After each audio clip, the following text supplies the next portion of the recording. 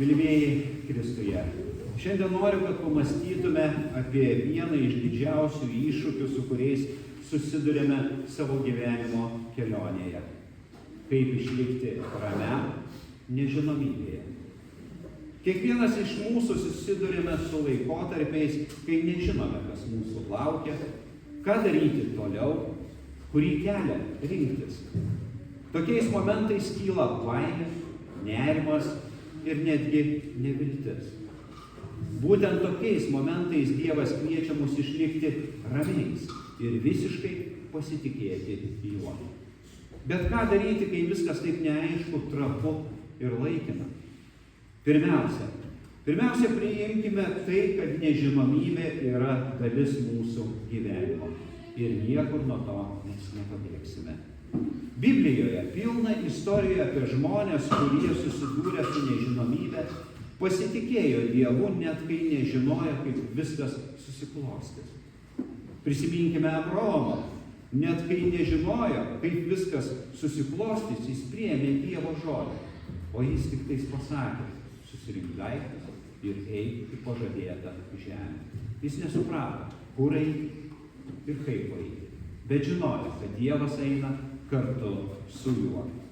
Prisiminkime Mariją, kuriai angelas Gabrielis pranešė apie stebuklingą gimimą. Nieko savo žinia. Nors ji negalėjo suprasti, kaip tai įvyks, ji visiškai pasitikėjo Dievu. Jie abu, tiek Abraomas, tiek Marija, nežinojo visų detalių, tačiau atsidavė Dievo vedimui.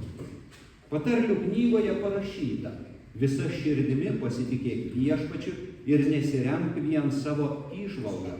Pripažink jį visur, kad ir ką darytum, ir jis ištiesins tavo kelius. Tai yra esminė tiesa. Mūsų protas yra ribotas, bet Dievo išmintis yra begalinė. Antra, mes turime nepamiršti, kad Dievas yra su mumis kiekviename mūsų gyvenimo etape. Nežinomybė gali mus priversti jaustis vienišais, bet Dievas pažadėjo niekada mūsų nepalikti.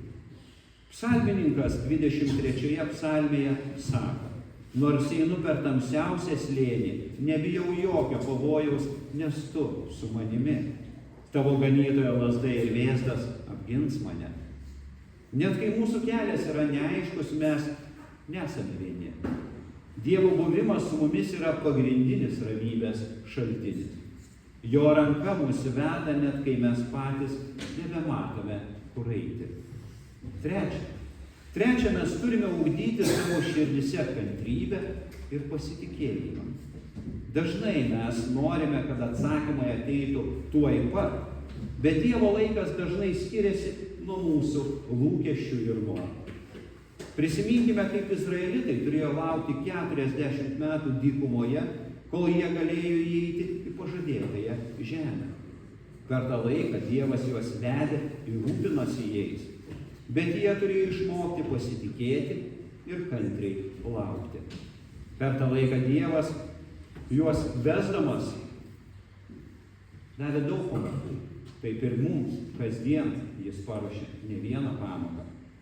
Panašiai ir mes turime suprasti, kad Dievas veikia savo laiku ir jo planai yra tobuli. Apaštalas Paulius mums primena 2 laiške Korintiečiams: mes čia gyvename tikėjimu, o ne regėjimu. Tai reiškia, kad mūsų tikėjimo kelionė nėra grįsta tuo, ką matome savo akimis ar suprantame savo protu. Tai kelionė, kurioje mes pasitikime Dievu net tada, kai negalime matyti aiškaus kelio. Šis pasitikėjimas yra mūsų ramybės šaltinis. Kai pametame kelią, kai nežinome, kai abejonės ima kankinti ir baimė sukausto mūsų veiksmus, galingiausias ginklas, kuriuo galime pasinaudoti, yra mūsų sulinkę keliai ir nusižeminusi širdis. Kai susidurėme su nežinomybe, malda yra galingiausias įrankis išlaikyti ramybę. Apaštalas Paulius laiške Filipiečiams rašo: nieku per daug nesirūpinkite, bet visose reikaluose malda ir prašymų su padėka jūsų troškimai tesidaro žinomi Dievui. Ir Dievo ramybė, pranokstanti bet kokį supratimą, sergės jūsų širdis ir mintis Kristuje Jėzuje. Per maldą mes atsiveriame Dievo veikimui. Mūsų gyvenime atiduodame savo rūpesčius jam. Ir jis suteikia mums ramybę, kurios pasaulis negali duoti. Ir pagaliau, kai nežinomybė temdo akis, reikia prisiminti Dievo pažadus.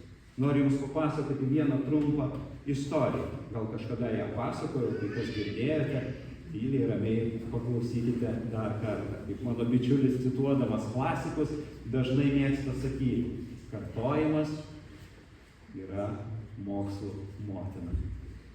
Žodžiu, istorija tokia. Viena šeima labai mėgdavo savaitgaliais važiuoti pas senelius traukiniu.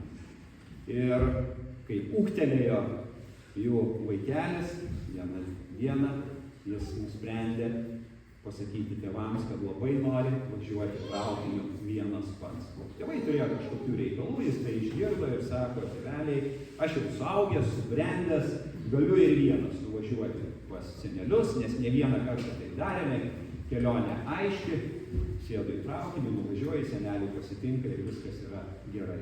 Tėvai prieštaravo, aišku, vaikai visada jie didžiukai, niekada jie dideli nebūna, tačiau sutarė. Tėvas, išleisdamas vaiką, užrašė kažkam popieriaus lapelio, sulankstė, įdėjo į striukės kišenę, atsibučiavo ir išleido vaikelį į kelionę. Išvažiavo, vaikas sėdi vagone, vienas, prabėga viena valandėlė, antra, pasidaro nejauku, nėra šalia artimųjų, nei mamos, nei tėčio, aplinkui vaikšto svetimi žmonės, sukausto, laimė, širdelė nerami, akyse ima kveiltis ašaros. Ir tą akimirką sūnus prisimena, kad kažką tėtis įdėjo į striukės kišenę. Išsitraukia tą lapelį, išlanksto ir perskaito. Nebijok, sūneli, mes sekančiame vagone. Dievas pažadėjo mums savo buvimą, vedimą ir apsaugą. Pranašo Izaijaus knygoje Dievas mums sako, nebijok, nes aš su tavimi, nebūgštau, nes aš tavo Dievas, stiprinsiu tave, padėsiu tau, remsiu tave savo teisumo dešinę. Šie pažadai yra tvirti kaip uola ir mes galime jais remtis, kai visados, kai aplink nežinomybė ir tamsa.